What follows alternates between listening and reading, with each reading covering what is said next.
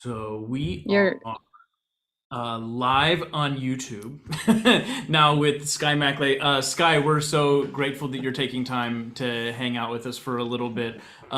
This is the first power chat where the four of us are actually in the same room and are realizing how close we have to get together to be in one camera here. But yeah, Sky. So we're premiering a brand new piece of yours, mnemonic songs for mushroom hunters, this Thursday at Opera America in New York. So we figured we would just dive right in and ask you to talk to us and the listeners, viewers here, a little bit about the piece and the inspiration for it, and also like the interplay between your writing of the actual notes for us, but also of the text. sure. Well, other than music, I'd say my biggest obsession currently in life is mushroom hunting and mycology in general, mushroom growing, though I'm not very advanced at that. I've just got some pre-made kits that I've grown mushrooms from, though I hope to get more from scratch in the future. Uh, so I just find mushrooms extremely enticing and fascinating, and just this endless sea of information to learn. And but part of that learning process is you actually have to study a lot to know all the things you need to know about mushrooms. And so whenever I'm trying to study something and memorize something, it's helpful for me to make mnemonic devices. And one of the, so once you start getting into mushrooms, you realize that everyone who's serious about them uses the Latin names to refer to mushrooms. And that can tell you a lot about the relationships between species within a particular genus. And so I needed to start memorizing these Latin names, but they just wouldn't stick in my brain very well. So I thought, well, I want to write some mnemonics to help me remember not only the Latin names, but also the traits that are important to know about particular, especially edible mushrooms that I'm looking for. And I really started with the ones that I had personal experience with and felt very comfortable foraging and eating, because of course, again, there are just so many. I could never write enough songs to cover every single mushroom. And I thought that other people would be interested in these particular species as well, and learning about them. So I see this as something that was a process that was really helpful for me, but then also something that I can share with other mushroom enthusiasts, and they can maybe learn these tunes and these poems and have them stuck in their head as well. And so the first step was just writing choosing which mushrooms I wanted to write about, writing the text, which sort of was a long process, because it took a lot of brainstorming about what sounds like the syllables of the Latin words, sort of just going through a lot of possibilities for rhymes and associations with those words, putting it into a nice little formal package. And then for the musical material, I really kind of looked at a lot of pictures of each species and tried to kind of suck up its musical essence and express it. And I guess it was that's why the harmonic languages are very different for each movement, because I wanted to just try to give each mushroom its own very unique sound, like a little bouquet of very different flowers. Actually, going to ask about that. The third movement, the Letoporus sulphureus, and the fourth movement, the Hericium arenaceus. They have one of them's the third movement's like very playful, very bouncy, and the fourth movement is more of this like cloudy spectral land. I was wondering, does those come from the rhymes that you thought of for the mnemonic songs, or did they come from, like you were saying, the pictures of the mushrooms themselves and what you felt like was like almost like a synesthetic characterization of the mushroom? Definitely a synesthetic characterization of the mushroom. So Letoporus sulphureus is the chicken of the woods. It's orange and yellow. It's kind of a very playful looking mushroom, I think. And I guess chickens are, well, I was also thinking a bit of the kind of, well, because it's all about mnemonic devices, it's just kind of free associate with different words, and that's part of my process. So with chicken, I kind of free associate squeaky rubber chickens, and that was a little bit of the sound world that I was going for, sort of a bit pinched, a bit of a sort of, well, quiet kind of pinched sound with the mutes. And I know that mute doesn't equal pinched sound. That was just kind of how I hear it in this context. And with a very kind of simple tonal but off kilter kind of waltz feeling. And then for the Hericium erinaceus, which is lion's mane, I was thinking, well, they're both the chicken of the woods and the lion's mane are animal names, but the lion is more kind of majestic and a bit eerie, I think, because it sort of, when you look at the mushroom, it looks sort of like a ghostly beard growing out of a tree often. So it's a bit, maybe a little bit spooky. Have you found these mushrooms in real life? Like, have you seen all these species during foraging? So I think so. Let me just quadruple check to make sure I'm not lying about any of them. Oh, so I've definitely found Auricularia auricula wood ears. I've found Laetoporeus sulphureus. I've found Hericium erinaceus. I found Pleurotus ostritus. I found Morcella esculenta, but it was kind of a long time ago, like many years ago. And I found Cantarellus sabarius. I have not actually found Omphallatus illudens, which is the poisonous one, or the at least sickening one of this set. But of course, if you're looking for chanterelles, people always warn you, don't mix it up with jack-o'-lanterns. So I always keep an eye out for them. And then I have not found psilocybin cubensis either. I found them in Iceland once doing some like foraging in like the West Fjords. Oh, yeah? I forgot that you're supposed to keep all the mushrooms in separate bags. So kind of couldn't eat mushrooms for a few years after that. Oh, no. Yeah. Some of them were good, some of them were bad, but they all got mixed together. So that's Wait, you're saying that was the jack-o'-lanterns? Or the the psilocybe cubensis? thank you for saying it. The psilocybin cubensis, yeah. Everything just got mixed up, and it was just a whole big like, my tummy hurts. Yeah. Oh no. What were you looking for though? Or I mean, what were some of the edible mushrooms you found? I barely remember. They were just that some of them were good and some of them should not have been in the same bag. Yeah, you got to be careful. Know that now. Sky, is this your first time writing a text for your own work?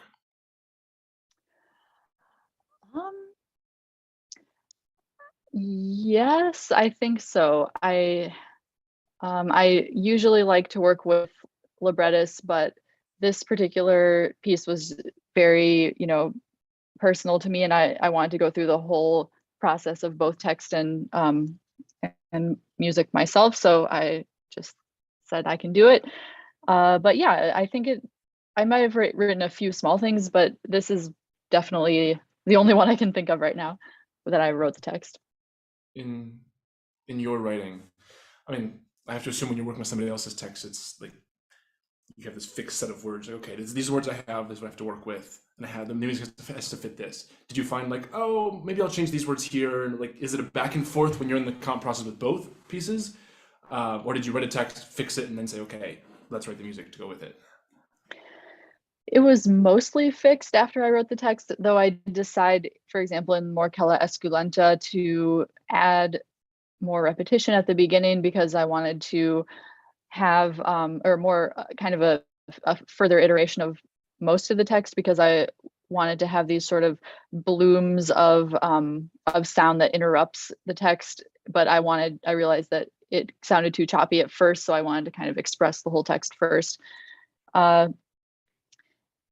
And then really the psilocybin cubensis movement, I thought of that one more musically, like kind of remix of the other texts. And then I went sort of further with certain wordplay that I discovered, or kind of mishearings, malapropisms. And so that one changed a lot during the musical composition process. Mm-hmm. Sky, we met about a month ago, right here in New York, and we read through a draft of your piece. What changed after that meeting? What was it? What we played? What you had in mind? What changed in your compositional process? It had to be dumbed down. Oh, not at all. It sounded amazing the first time, the first reading. Well, there were just a few things that I wanted to try, certain sounds, you know, certain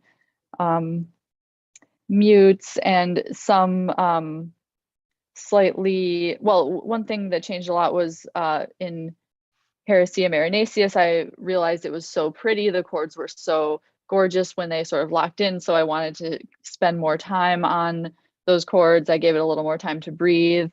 And I think there were a few places where I tried to maybe let Tyler's voice be alone a little bit more, just a little more sparse than maybe a first draft, so that he can just, you know, so we can hear the balance well. And then there were just a few gestures that I wrote that I didn't really like that much, so I just maybe took them out or changed them. And that's a really great privilege of having a workshop, is, you know, I can realize my own sort of mistakes and just get another whack at it. Right. Oh yeah, that's one of the best parts of collaborating, is like being able to edit or add as things become relevant, as they become hearable. That's great. What are you working on? We had briefly talked before we went live here, but like what's coming up next for you after this? Like, what are either pieces that are done that have premieres coming up, or pieces that are in their kind of infant stages? Well, the piece that I'm working on right now is a very short string quartet, which is for Parker Quartet, and so in their next season they're doing the entire Beethoven cycle over, I think, let's see, what's 16 divided by, they're doing about three quartets per concert. So anyway, it's a lot of concerts. And in addition to all the Beethoven quartets, they're commissioning some very short contemporary pieces that are somehow related to Beethoven string quartets. And so my approach for that piece is I'm doing what I call a data sonification of the entire corpus of string quartets. And so my concept is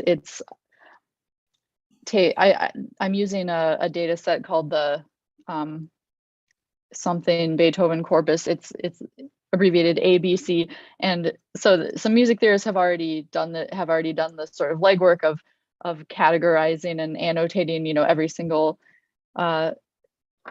chord in every Beethoven quartet. And so what I'm doing is sort of taking all of that harmonic information and using a sort of scale, cramming it all into a 4-minute time scale, just relative to how much time Beethoven spent on each harmony in his whole corpus of string quartets.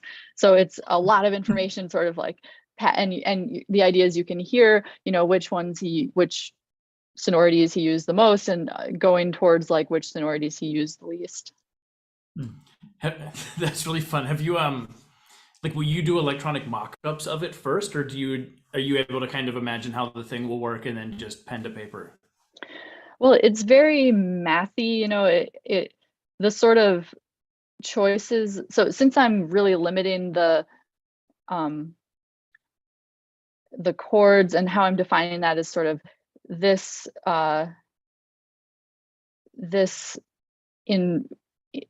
sort of the pitches that are there. So the pitch material, I can kind of play with the voicing and the spacing and stuff, but I'm being very strict about the timing as far as how long we spend on each harmony.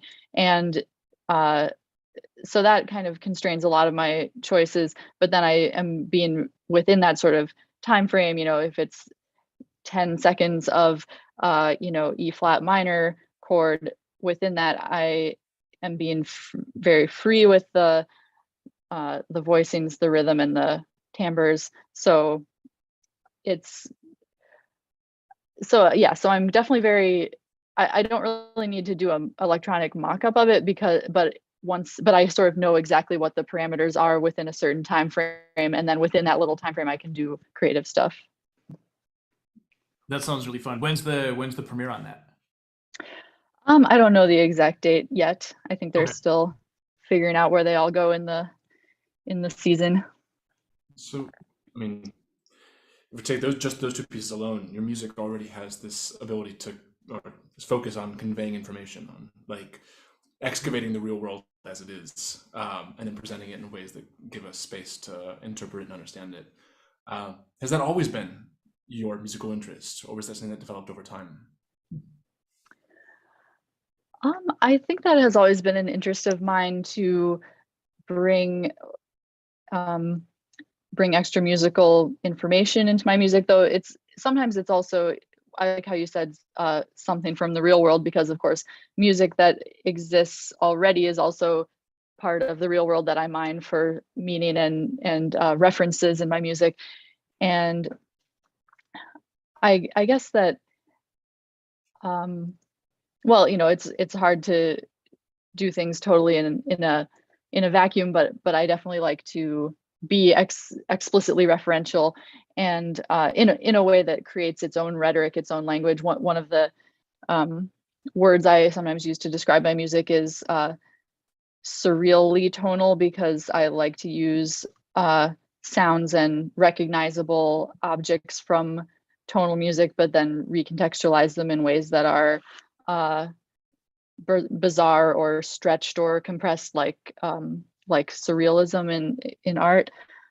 And but then I definitely do write sort of totally abstract music as well. It's just very project based how I decide to do that. Cool. That's great. We were talking a little bit before about teaching, and I wonder, like, that's an interesting thing, because so many of us, we get to these kind of talks and we're talking so much about our own individual, like, professional performer composer-y stuff, but so much of what we all do as individuals is also teaching and communicating. And I wonder, when you're teaching a lesson, for instance, how do you approach your own sort of aesthetic sensibilities, or like what does a lesson look like whenever a student brings their work to you?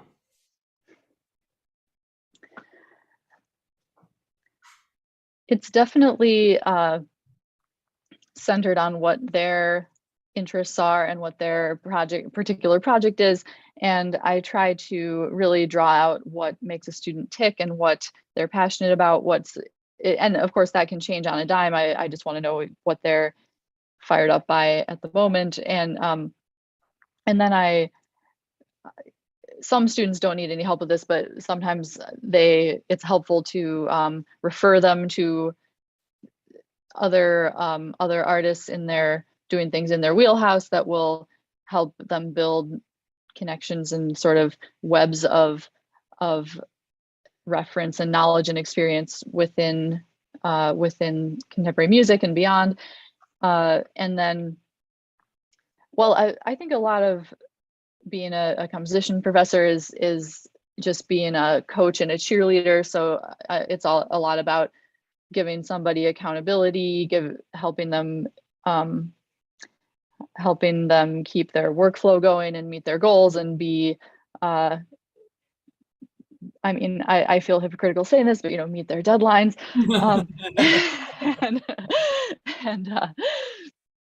And so just being there to I guess help a student break down, like, how long will this process really take? How can you make it a manageable project so that you can do it in a healthy way? And then every time they bring back more stuff, just working on the nitty-gritty details, give it, I mean, just listening to it very much from the listener's perspective, and giving my insight on the timing and the form and these sorts of things that sometimes you need an outside person to listen for, and also, you know, trying to look at their music as a performer and think about how would I, you know, how would I physically execute this music? How would I count it? How would I internalize it? All those elements. Just being a person who can hopefully do all that stuff for my students. Yes, speaking of that, you're also a fine oboe player. I've heard you play with Ghost Ensemble and heard a lot of like recordings and such like that. Does that also factor into how you teach your students and how you compose your identity as performer? Definitely. As far as how I compose, I really love writing oboe music, and my next piece after the string quartet is going to be a trio for oboe, flute, and piano, and I'm writing it for a specific festival, but then I'm also writing it for myself and two friends who live near me and who play oboe and flute. Piano and flute, and so I love improvising on my oboe and, you know, using that as a way to come up with material that's very idiomatic for the oboe. And then I guess just being a wind player in general helps me empathize with all kinds of wind players. And though of course oboe, you know, we don't have to use very much wind at all compared to you. And so yes, it's a really important part of my artistic life and very helpful as a composer, as I'm sure playing any instrument is. Do you encourage students to do that? I mean, I Oh know yeah. there's so many. We just finished our application process for Divergent Studio, the summer program we run up at Launchie in the summer, and so many of the students, more than ever before this year, applied as performer composers, which seems Awesome. like, I don't remember that really being a thing when I was in school. It was like very separate, and it seems like there's a lot more people doing all of it. Do you is that a part of the curriculum, or is it a thing that you like really encourage your students to do to get a feel for, like, you know, the pacing or the physicality of the music that they're writing? Yeah, it's definitely something I encourage my students to do, and I just think it's great that so many young composers are pursuing composer performer careers, and just because I think it just opens a lot more doors, both as a performer and a composer and as a collaborator, to you know, be able to play your own music, be able to play your friends' music. And then I definitely get ideas and ideas from playing other people's music that I wouldn't have maybe understood just from listening to the piece. You know, playing the piece gives you that next level intimacy. Like recently for Ghost Ensemble, we premiered a piece by Kat Lamb, and that was a very deep experience that and I'm still not you know, definitely not super comfortable playing that piece yet. I know we'll play it a lot more times and I'll get better at it, but it's just so awesome to understand it more on a visceral, personal level. Whereas even though I enjoyed her music a lot before and maybe understood it intellectually, I didn't really like feel it as a performer. Right. Since you're an oboist, I want to ask this question because I'm curious what your answer is going to be. Sitting at a desk, paper in front of you, treble clef, middle C. Where do you go next? You mean middle C, like C4? C4. That's the only thing on the paper. There's no duration. It's just a note. What's your next step for you? Oh, well, so are you talking about this as an oboist? As a composer, but I'm Okay, curious with but let's say, right. Yeah, so I'm writing a piece for oboe.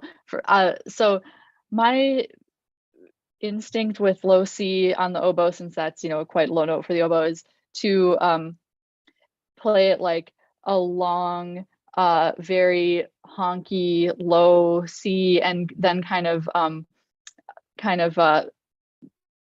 use the half hole to make it like a rolling multiphonic. So I'll be like, I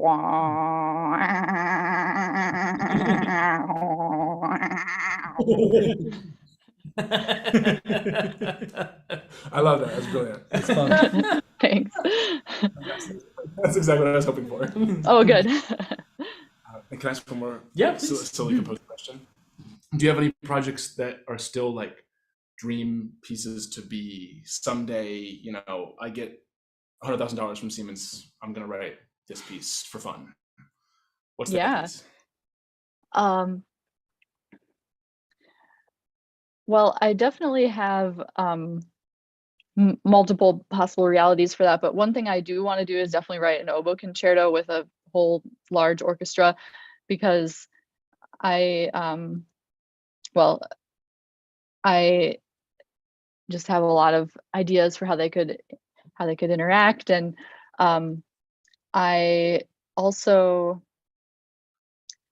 want to do more sort of modular chamber opera in a kind of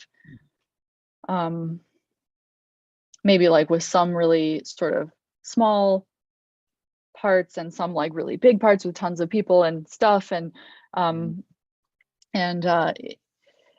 want to be very intimately involved with the set design too, because I think it would be well, so another side of my work is I do these inflatable harmonica installations, and I have an idea for one that's sort of like a giant cake that kind of rises up, and the higher up layers would have different more dissonant harmonies, so it'd be kind of like more consonant when only the bottom of the cake is expanded, and then as it goes up it gets more dissonant. And I feel like that could be a set piece in an opera that is somehow, maybe it could be like a wedding scene, and there's this gigantic inflatable cake that's just taking up the whole room, that's very, awkward. I love that. That's brilliant.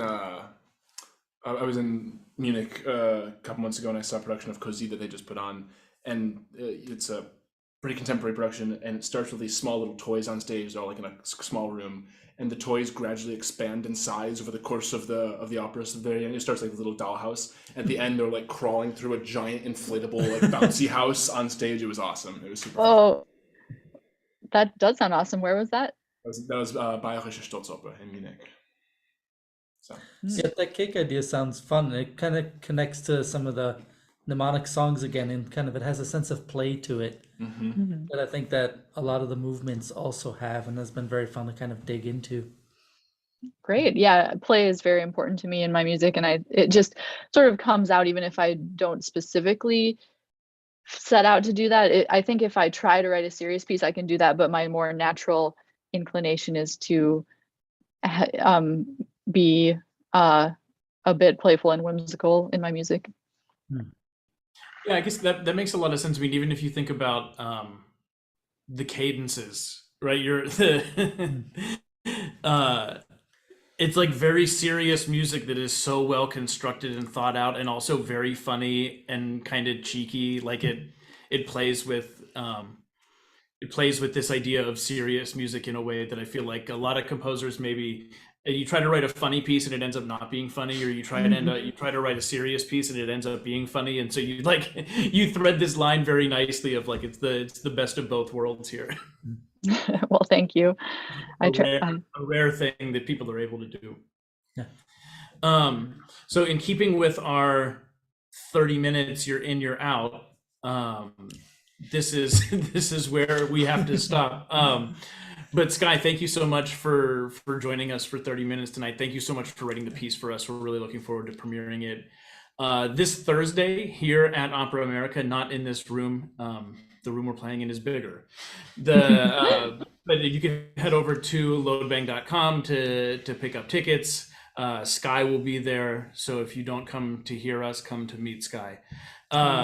So thank you, Sky. Thank you all for joining us here for the chat. Thank you. What a pleasure to talk with you all. I felt like I was talking with the Backstreet Boys because of your your look here. That's very kind. Who's that? Yeah, right. Thank you. All right, good night. Bye. Right.